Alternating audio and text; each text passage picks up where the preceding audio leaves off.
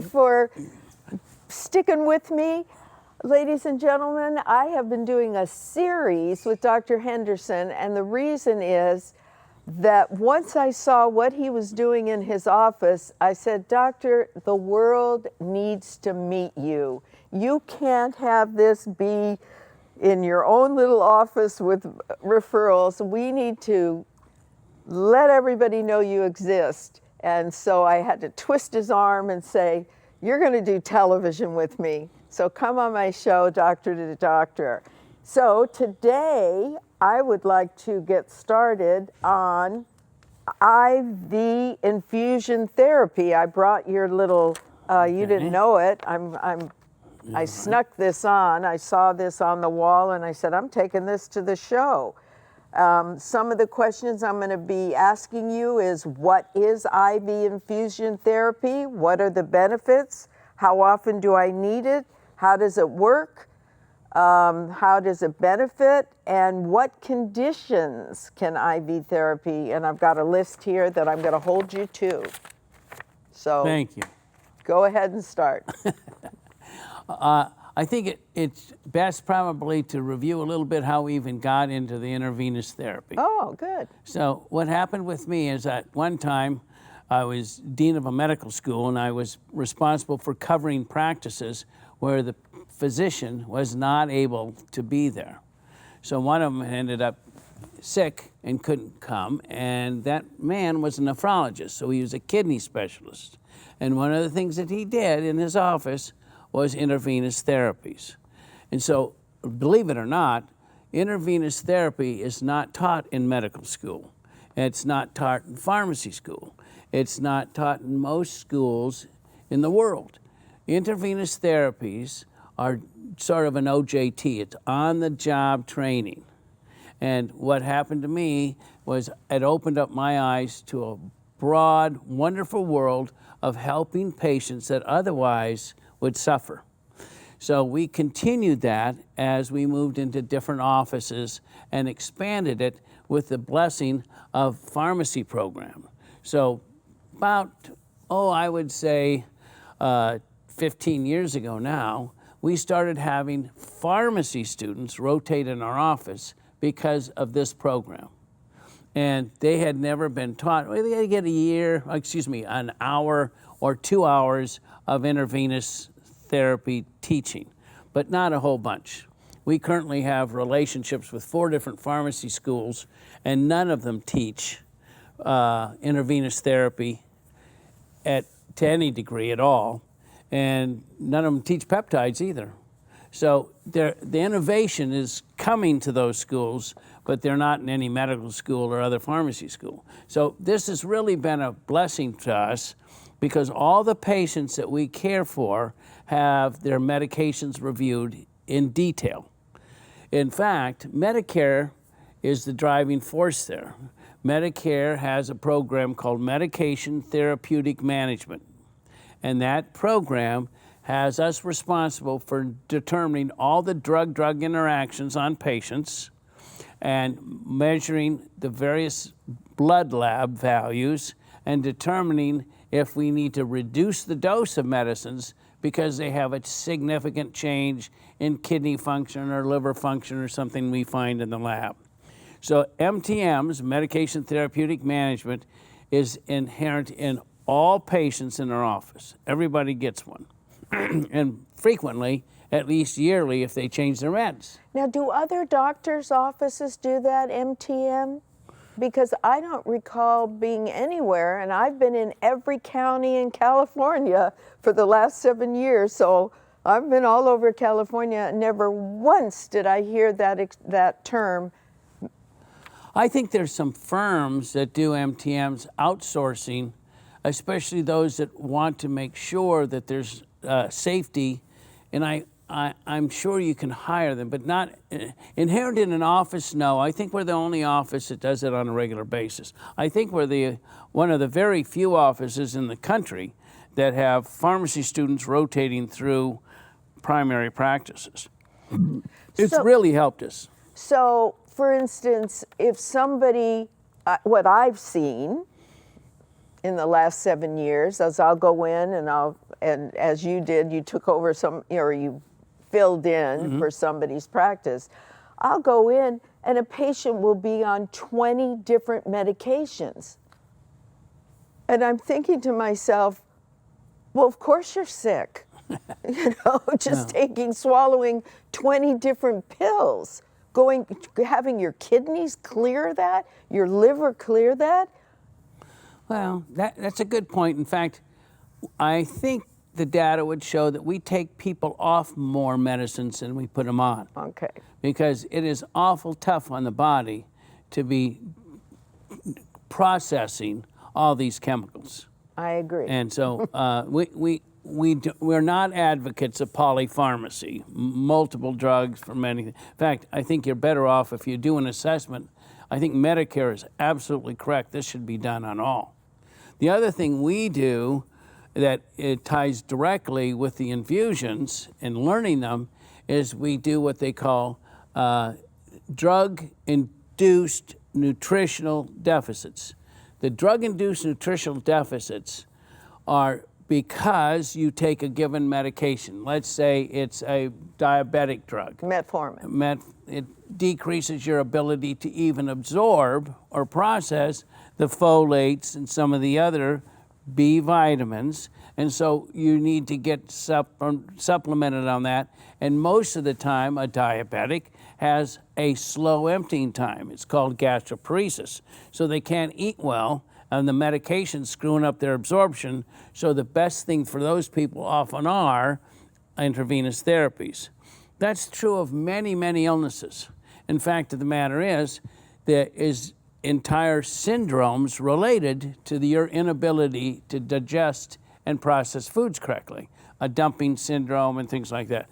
Anybody who's had a bypass surgery, a sleeve or anything like that, should be on some kind of nutritional assessment to determine if they're missing something in their diet. That's just good medicine. The other thing is that anyone who has had serious GI, gastrointestinal issues, probably needs the same thing, because they have the inability to absorb many things. Pancreas is a good example. Pancreatitis is devastating. No fat in their diet and all that stuff is known, but how about all the meds they should not be taking? So it is inherent upon us as physicians to figure out what is an optimal drug regime for every patient. Okay, you talked about the stomach with diabetics. What about somebody who has acid reflux for 20 years of their lives? Are they a candidate for IVs? The question is, does acid reflux make you a candidate for infusion therapies? And the answer is usually, and the reason is not that it's what comes up, it's that it burns the esophagus and you end up with a susceptibility to Barrett's and other type of esophagitis that's related to long-term cancers. So if you have GERD, gastrointestinal reflux disease, it's very wise to get it under control, number one, and that's usually dietary with weight loss and body position. So what you want to do is not eat anything that aggravates your acid, and you want to lose your tummy because it's pushing up here and knocking that valve above the diaphragm. So now every time you burp, you can end up with fluid from the stomach, which is acidic, going up in the esophagus, which is not, and that burns. And then if you sleep and you lie down, the last thing you want to do is eat before you go to bed, because then all the digestive juices are going to sneak up through the valve and burn that esophagus again. So sleeping on a couple of pillows is a good idea. Eating with a fluid chaser, some water or something to get things through you is a good idea. And making very sure that if you have excess weight, lose it, so that the fluids and things can take the digested food out the door. You have a sphincter on the top, that's a valve here. You got a sphincter on the bottom. If you get those things out of whack, the body has a way of pooling food in the stomach, and that's not good. Okay, so now we have the whole world on statins, and what we know is that statins causes CoQ10 to go down. Okay. can a person, and say they have acid reflux or they've had a gastric bypass or something and they're on a statin, would an IV benefit them because you could put CoQ10 right in the IV? There's no question that there's multiple examples where you can give an intravenous therapy because of one major tenet, one major important thing to understand is you can bypass the GI tract. If you're doing an infusion, it's going right into the vein. So I don't need it to be absorbed. First of all, I don't need mastication. I don't need all that digestive enzymes coming out of the mouth and the 100 and something coming out of the pancreas. I don't need the absorption going into the wall. And I have as well as all the detox stuff happening in the liver. The liver uses bile to assist and facilitate digestion. And so biliary trees and things like that can get backed up with all kinds of illnesses. We have a very huge number of patients in this country that have non-alcoholic liver disease, fatty liver disease. Yeah. So the body has had too much junk food or something, whatever their diet is, and the body parks it in the liver. And when it's parked in the liver, it's hard to get it out.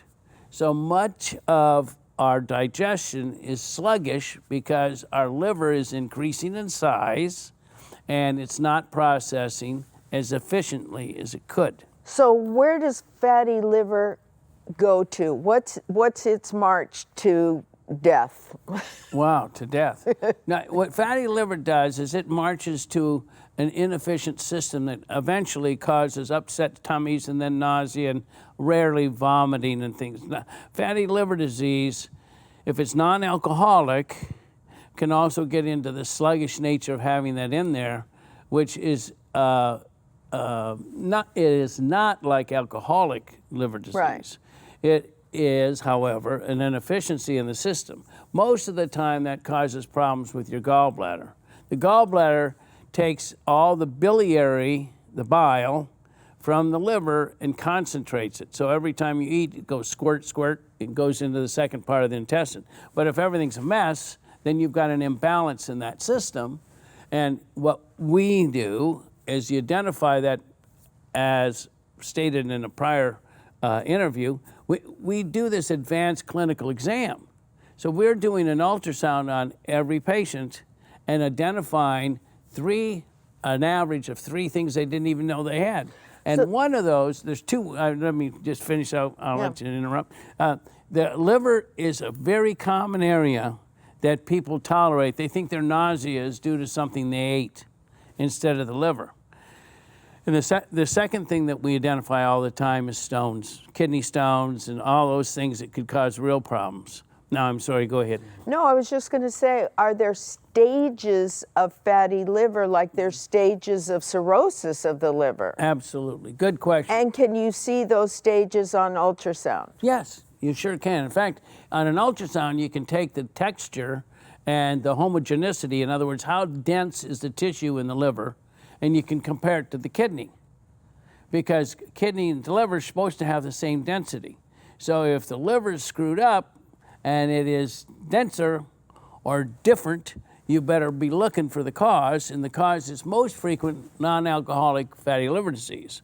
So you can see it on the spot. You don't even need to measure much. And then you talk about stages. Stages are very serious because that has to do with growth.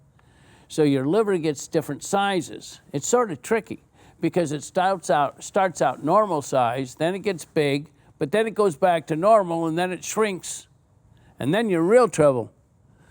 Okay, because the liver is essential for life, right? So it goes normal, big, normal, little. So if someone comes in and they have a small liver, you're saying this is dangerous. Absolutely. They're in a later stage of liver disease. And what I'm trying to get at, because we don't really hear that much of people, when people die of a liver disease, it's usually Mets from cancer, and they say, oh, went to their liver and they died. But do people die of a fatty liver? People die from liver disease, And remember, it's the detox center of the body. If you look at the liver and all its functions, think the fact that all clotting factors, and that stops you from bleeding, they're processed in the coagulation cascade in a group of things that happen in the liver. If you wait a minute, there's a lot more, because remember, the liver is processing the cholesterol. The cholesterol is the basis of all hormones, male and female. If you go into the liver and you're looking at that bile, that's every time you eat, squirt of the bile helps you digest food. If you go to the liver, you also have hormones that are produced there. You have all kinds of enzymes and things in the liver. I will say this, you're bringing up a very good point, and that is if you do liver flushes, you can return that liver to normal function.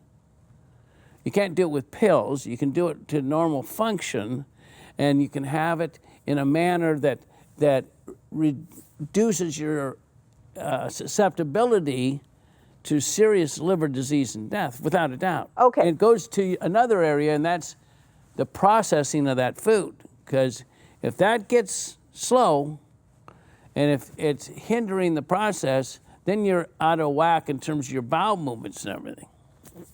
Okay, so my question is, because we have so many patients that wait till the end to go see the doctor, and a lot of times the doctor will have a patient and he says, and it took you 5 years to get here, and we see this all the time. If someone needs an annual physical exam, in your case it's called the ACE, and they come in and we see fatty liver, but it's not the horrible shrinky one, it's just the early beginning. stage, Do you suggest to say, nip it in the bud? Sure. Usually it's covered by their insurance because they'd rather catch it early than late. And they'd feel a lot better. They'll come in after a couple of IVs. So let's say they need 5 or 6, or it depends upon how serious it is, and it depends upon what other problems they have. We definitely got to check their kidneys, because you've got to make sure the kidney function is healthy as well. All right, so we've got a list here. We've talked about autoimmune on other shows. They are candidates for a good IV. We've talked about just general detox. If somebody just wants to clean up, we've talked about gut health. Let's talk about brain. People who are starting to get fuzzy brain, my menopausal patients, that's one of the symptoms. They go, doctor, I have the hot flashes, I have the night sweats, vaginal dryness, but my brain is fuzzy. Would they be a candidate? Absolutely. We have the blessing of a brain-computer interface. So we have had the blessing of doctors that look at what is the progress. Again, this has got to be optimal. So we know if you go through brain training how much better you're going to be. If you add an IV to that, let's say you go through 10 sessions of brain training and you have an improvement of X. If you add IVs to that for brain health, you're going to take that X to 3X, 3 times the benefit. And then if you need it, again, this is only if it's appropriate, but if you need it, and those 2 are covered by insurance, if you need more, you can add a peptide, and it's 9X. Okay. It's very powerful. I have a lot of patients over the years with COPD, chronic obstructive lung disease. Many of them older men who have lived, they've smoked, but they didn't die of cancer, but now they've ended up with COPD. Can they have their lungs cleaned out with an IV? Yes. Like the liver? Yes, but the IV is only a component of that. Those people are nutritionally deprived too. Oh. So what you have to do is you have to pick up the nutritional side of their lungs, and then you also give them respiratory support. That's the nebulizers and the other things that help clean the lungs. That is done with we have what they call a Better Breather program. And that mostly happens in their home. We give them things to do, exercises with devices. The devices are less than $50. They get the devices, they use them 3 times a day, and they're sets of 10. So if you're doing exercises, barbells or anything, usually you know that there's repetitions. They call them repetitions. So there's 10 reps you take and breathe 10 times. It does not take 5 minutes 3 times a day. And that improves your breathing. If you measure the oxygen in the blood, we do it with what they call a pulse oximeter, it improves between 20 and 30% within 2 to 3 months. It's amazing. So we get many people off oxygen. So COPD is something that can be treated, and it's interesting you bring it up in terms of IVs because they nearly always require nutritional support. Okay. We talked about stress on a previous show. What can the mood and stress IV do? Is this just cranky people becoming happy? Well, there is no question that the gut determines the metabolism of the brain. So neurotransmitters are made in the gut, and they work in the brain. Okay. And I think the percentage is in the 80s, 80, 85%, something like that. So it's a surprise. You have all these foods going in there, and many times, even if it's not junk food, even if it's not, it's healthy, you think it's healthy stuff, it's got to be in the right balance, pH and other things, acid-base balance, for it to be effective. Okay. And then pain and inflammation. I know this is a big one in our office because a lot of people are coming in with the joint pain, the shoulder pain, the knee pain, the ankle pain, and you combine that with having them have an IV of pain and inflammation. Well, the reason for that, the pain and inflammation IV is for people who have multiple joints. I see many of us in your 70s, 80s, you have problems with not only one major joint, a hip or a back or a knee, but they have fingers and wrists and elbows and all kinds of stuff. But IV for pain and inflammation allows you to get an infusion for less than an hour, and it gives you relief for quite a few days. And that means no more heavy-duty meds like opiates and narcotics in your tummy for you to digest. Okay. Now, the next thing I want to ask you is, if someone says, well, why can't I just take a pill? Okay, the reason you can't take a pill is you've already proven that your digestive system's screwed up, right? You're just going to make it worse, Okay. right? Where is it going to be broken down? It's going to be, that starts with mastication, that's chewing, goes down through the esophagus, tummy, and then eventually it ends up in the liver. That's the detox site. And then, after it gets to the liver, you have to get it to the brain, and it has to get upstairs to help the pain, and so that means it's going into the general circulation. What I always say to people is, you don't know what's in that pill. They put fillers, they put junk. Sometimes I've read studies where they've come into a supplement manufacturer, and what's in it is so minuscule of what you're really getting because they've put fillers in, and you're swallowing something that's not going to even help you at all. Well, we have a blessing there, remember, in that we have pharmacists in the office, and so they're tracking the supplements in there. But you're bringing up a good point. What is the honesty in the labeling? Right. And I'm not your guy on that. I don't know how many of them are accurate and how many are not. I will say this. I've had to take more than 1 or 2 moles and cancers off people, whether it's their arm or their face, and they assure me they're on no blood thinner, and I have a heck of a time getting that blood to clot because in the supplement was milk thistle or something that thinned the blood. And they weren't aware of it, and I sure didn't know anything about it. So it behooves me to learn about that. Yeah. And it helps us to look at the whole profile here of this patient. What else is going on?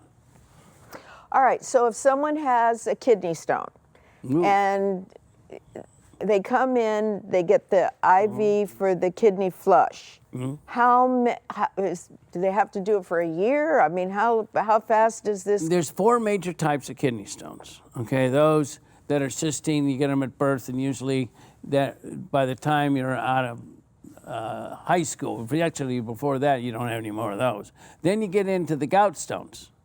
Okay, you can get gout stones from uric acid. And those develop all the way through as long as you're eating that type of protein, and it breaks down uric acid. And then the two most common are the oxalate, the calcium oxalate and the phosphorus.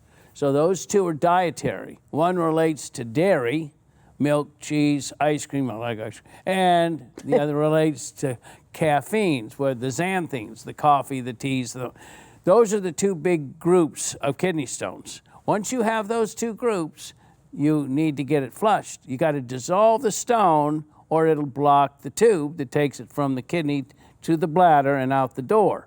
So one of the ways we do that is with, usually it's 6 IVs, 6 times is all, and then you can dissolve it. If there's big ones, if they're mixed ones, I mean, what if you like ice cream and coffee? Oh, that's not too bad, but it is got 2 types of stone then. Okay, so then the patient will say, now prove it to me, doctor, that I don't have any more stones. Oh, that's pretty easy because we just do another ultrasound. And they're gone. That's right. All right. Well, we have about a minute and a half left.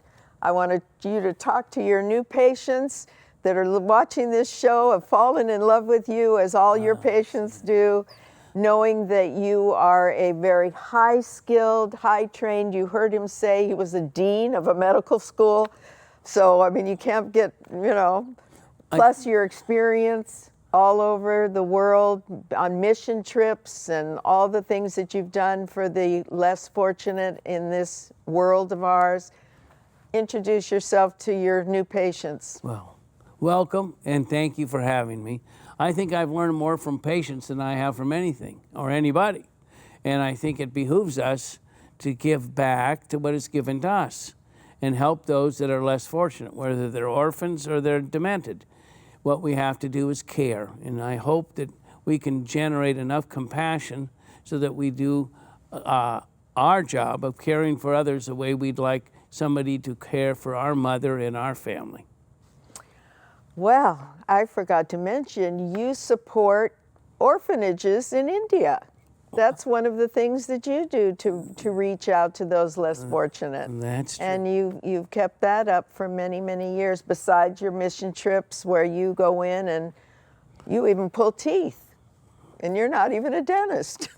Only when I have to. All right. Well, thank you so much for being with us. If you are interested, that phone number's at the bottom of the screen. He's taking new patients. We'd love to see you in the office. We help those other doctors have given up on. Give us a call. Thank you for being with us today.